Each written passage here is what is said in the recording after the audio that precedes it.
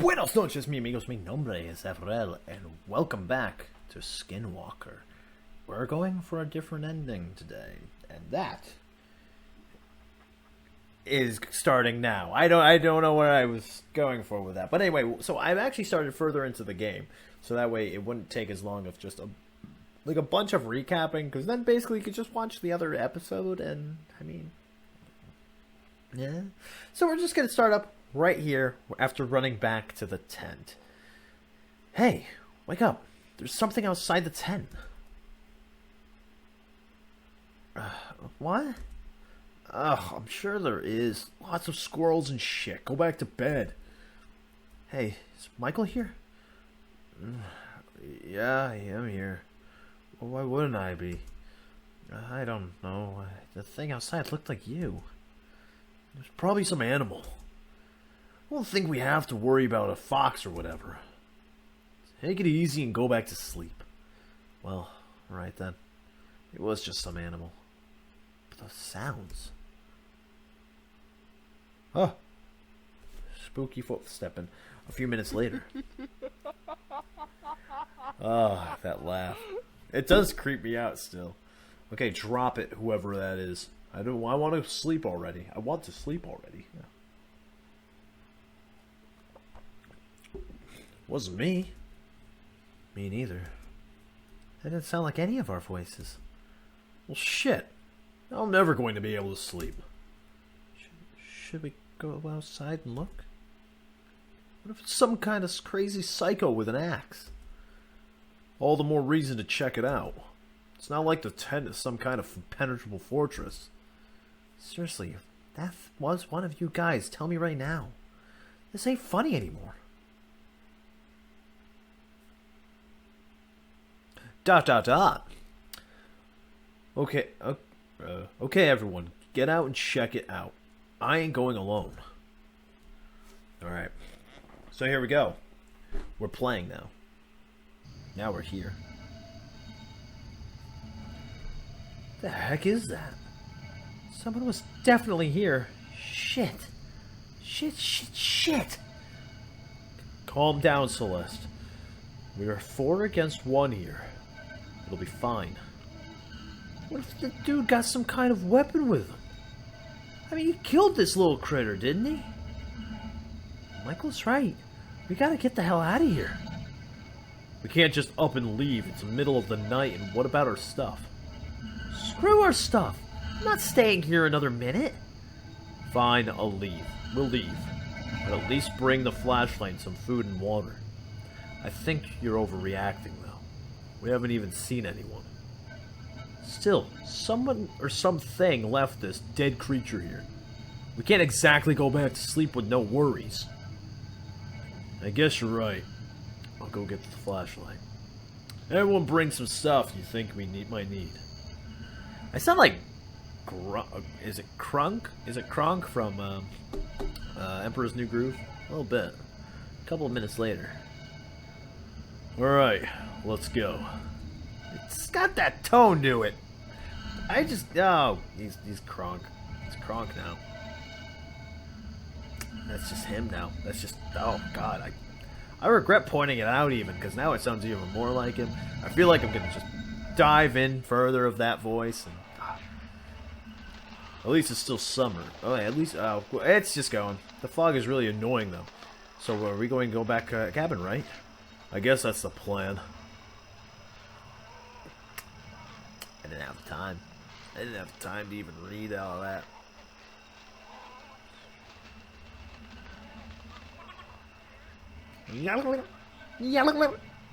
What's that? What is these sounds? I forgot these sounds. A while later, it became obvious Darren had no idea where we were going. He was swearing and looking all around. You've been walking for awfully long now. Are you sure we're on the right path, Darren? I've walked this path hundreds of times. We're on the right path. I don't recognize anything from when we were walking to the camp, though. I said we're on the right path. But as time went on, it became obvious that Darren had no idea where we were. Darren couldn't find the path. Maybe it was the fog, maybe the darkness, maybe something else. Either way, we were lost. I kept looking behind me. I was having that feeling where you think someone is watching or stalking you. I nearly tripped over Celeste when she fell. Help Celeste up? No! She shook her head and got to her feet. The ground was getting muddy. It was getting even mistier. If not for the flashlight, I wouldn't have any idea who she was. I recognize that tree. We're getting to the cabin. Again, I had a feeling that something was watching me. My gut was screaming at me that something somewhere was wrong. I realized the sound from earlier was back, softer but still present. I started looking around, panicking. Did a head count, or more accurately, silhouette count. Me, Celeste walking beside me, Darren in the lead, Michael to the left. Who the heck was that guy besides Michael? I quickened my pace. I thought about shouting out but was worried. If I did, maybe the thing would turn around and jump Michael or something. I didn't know what to do. I ran my fingers along a knife I brought from camp. Oh, he did mention the knife. Whoops. Then the cabin appeared out of nowhere. Oh, no, wait, no, yeah. Okay, never mind. The mist was starting to disintegrate around us. It was easier to make out who everyone was now. I looked at the thing next to Michael. She looked just like Celeste. The thing next to me leaned in front of me. It wasn't Celeste. Ookie spooky. Oh my good golly. I should have ran or screamed, but my body was clenching up for no reason. The thing turned and walked into the mist. Okay, so that's the same no matter what. Okay.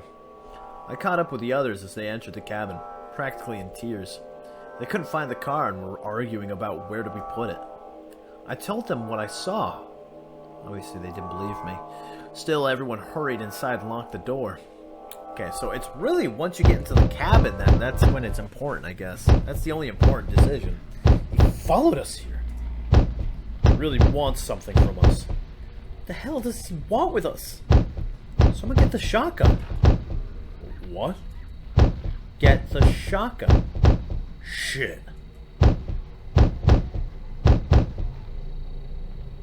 Shoot, he will kill us. Shoot. Whoa, this is new. Whoa, whoa, whoa, whoa, whoa, whoa, whoa, whoa. Whoa, this is new. Huh? What? Shoot. Shoot now.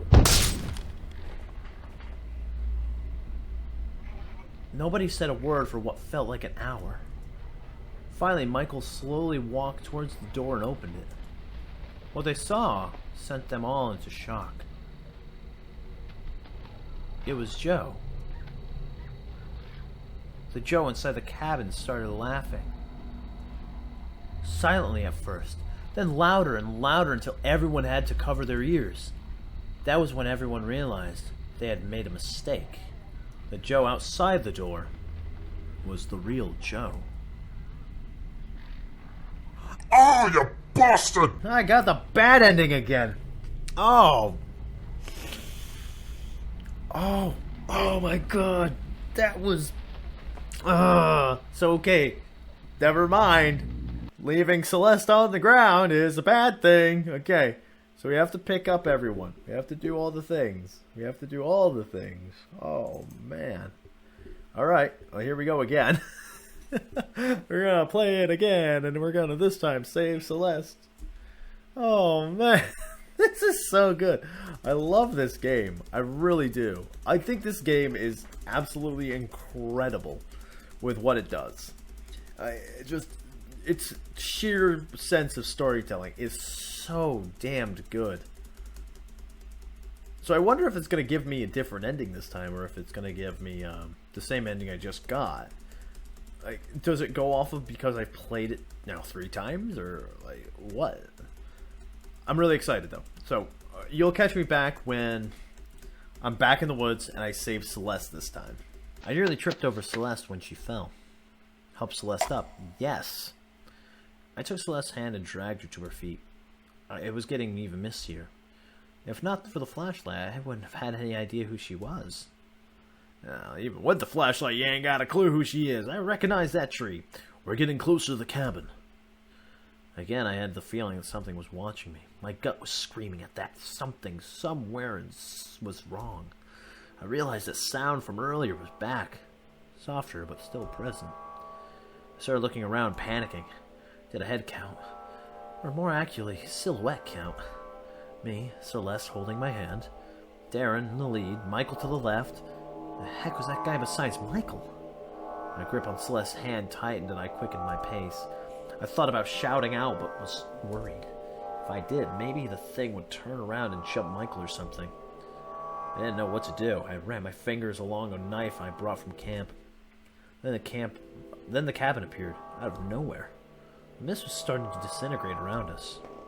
It was easier to make out who everyone was now. I looked at the thing next to Michael. She looked just like Celeste. The thing whose hand I was holding leaned in front of me. It wasn't Celeste. I should have ran or screamed, but my body was clenching up for no reason. The thing turned and walked into the mist. I caught up with the others as they entered the cabin, practically in tears. They couldn't find the car and were arguing about where we put it. I told them what I saw. Obviously, they didn't believe me. Still, everyone hurried inside and locked the door. Huh. Something seemed different there. He followed us? He really wants something from us. Doesn't seem to have anything to break down the door with, though. What the hell does he want with us? Hell, if I know, ask him.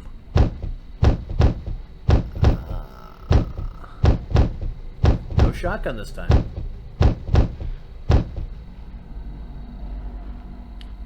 Did he go away?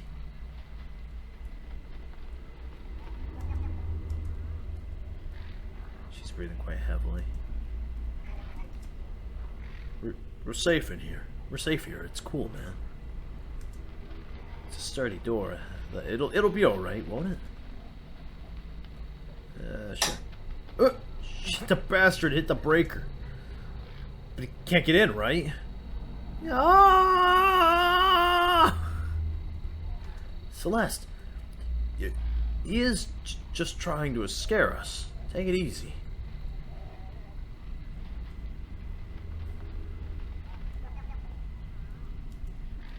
Seems to be hyperventilating.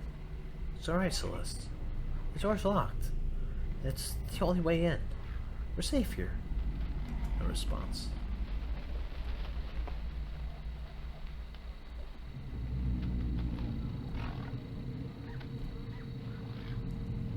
I'm starting to believe what you say you saw earlier. It's fine. He's just trying to scare us. Whatever you say, buddy. Whatever you say, pal.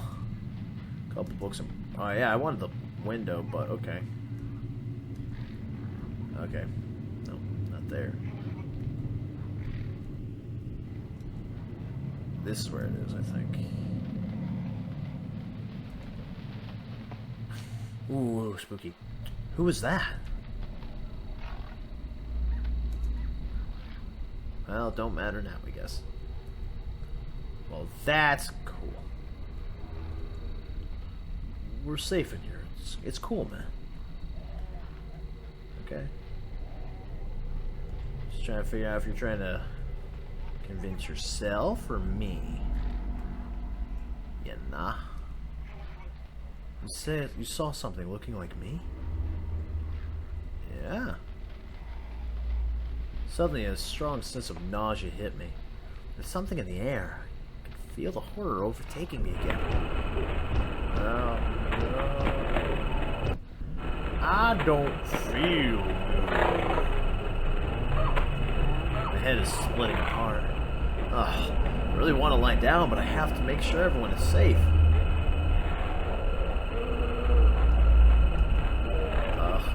Ugh.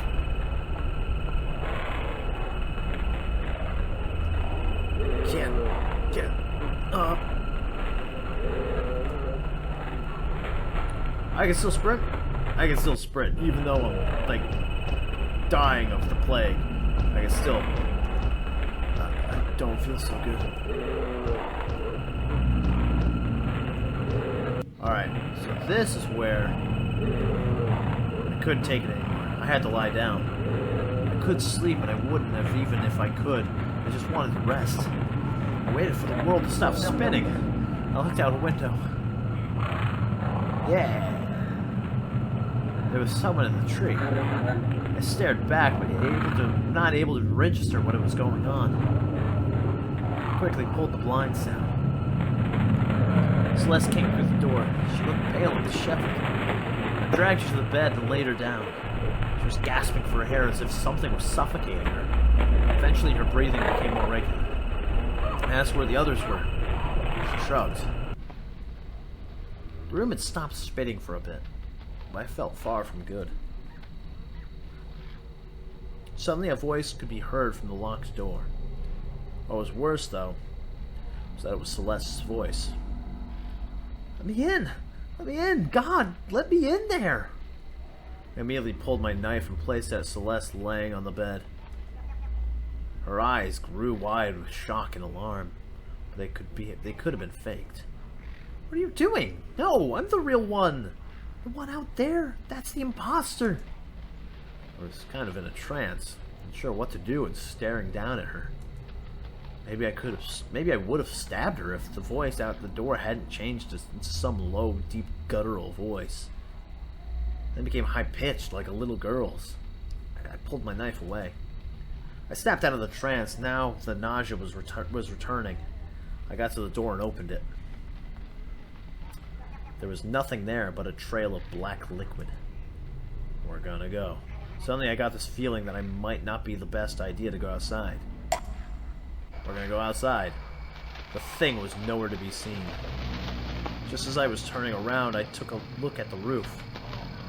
There it was. It was close to a corner, about to turn. It looked like an albino male with really long limbs. He had fingers instead of toes, and all 20 of them were elongated. He was facing away from me. Suddenly, the head swiveled 180 degrees and stared at me. I started choking up as if suffocated. It was hard to breathe. The thing opened its mouth slowly and deliberately. I thought it was going to devour me when its tongue snaked out. On the tip of the tongue was my face, like a tumor. Eyes closed, lips upturned into some psycho smile. There's a legend somewhere that when you see a doppelganger, you die. I thought of that legend, but then the creature rounded the corner and it was gone. I lost it and followed vision hazy.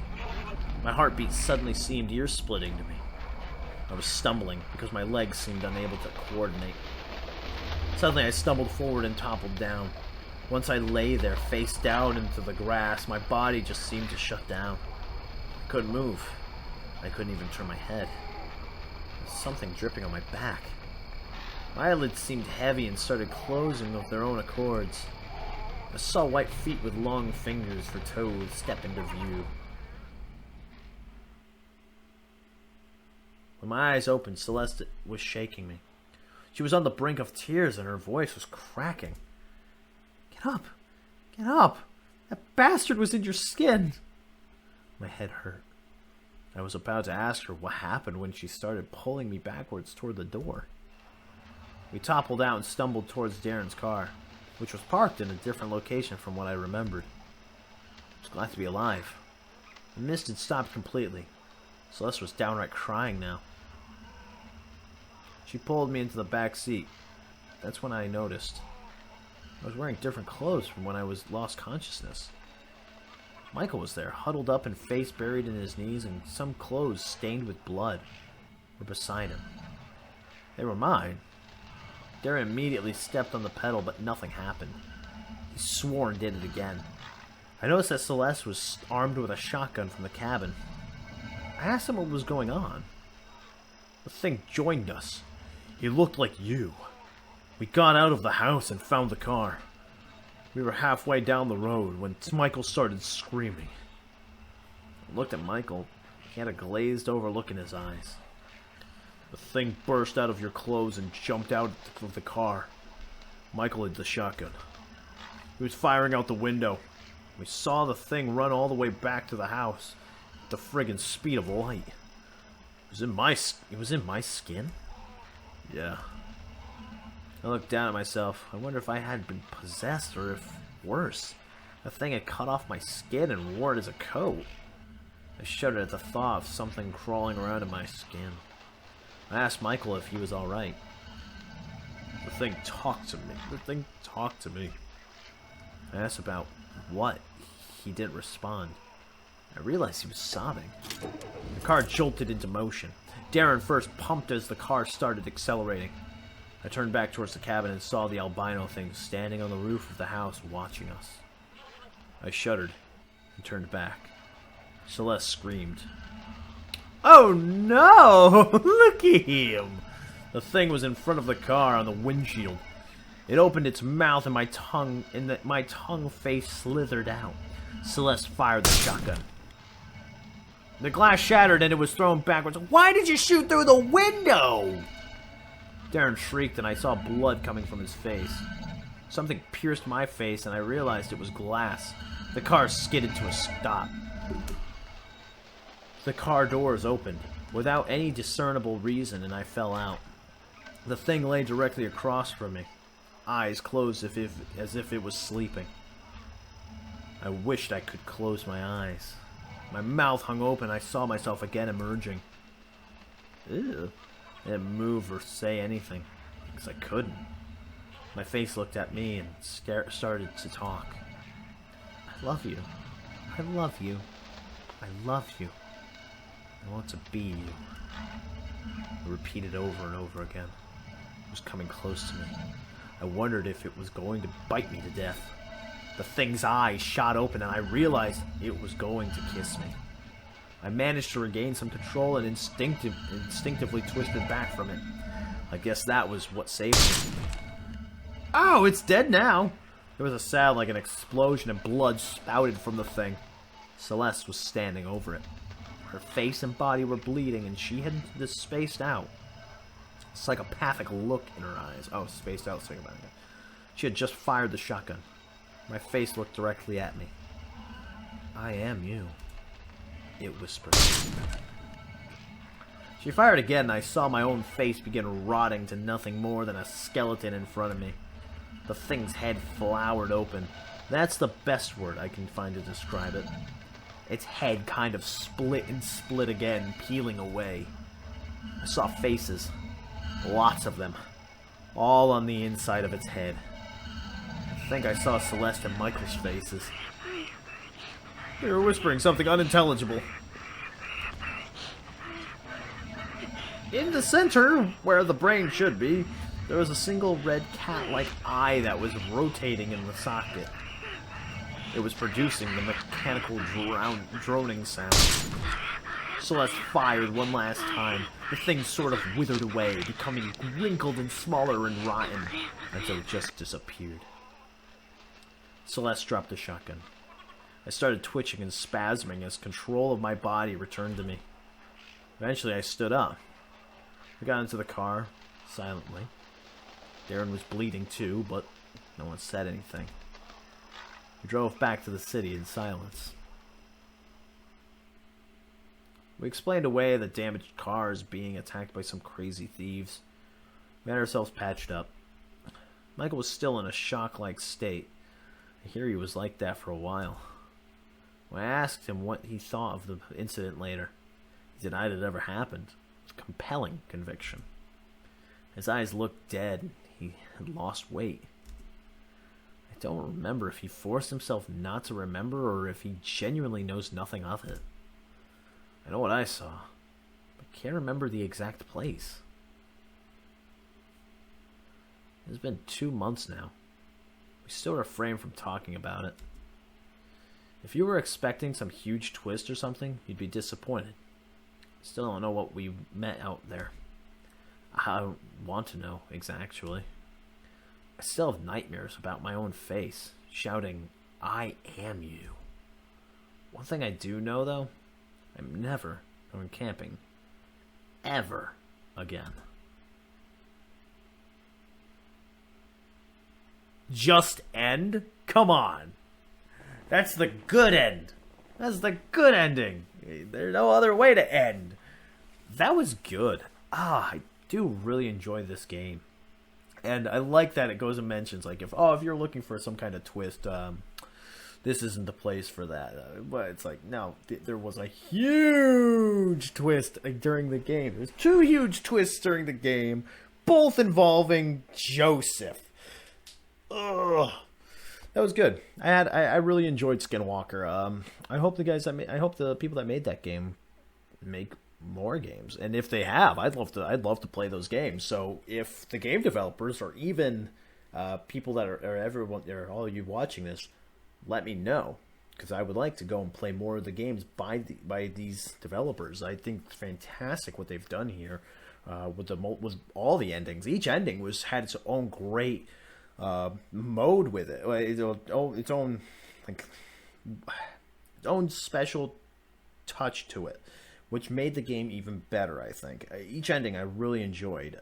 I think my favorite one is Joe is the Skinwalker, though. That one was great. That one was awesome, where he tells him, get the shotgun. They shoot Joe. They shoot real Joe. Great game. I had a blast. So thank you for watching this video. If you enjoyed this video, hit the like button down below. And also, if you want to play Skinwalker for yourself, once again, it's in the description below, right above my Twitch account link, my Twitch link. And also, if you would like to comment down below and let me know if there's more games from this developer, or even some other games that you'd like to see me play here, or even just to let me know what your favorite ending was to Skinwalker. Leave it in the comments down below. And finally, if you haven't done so yet, hit the subscribe button so that you can get updates on what I do here. And until next time, hail to the king.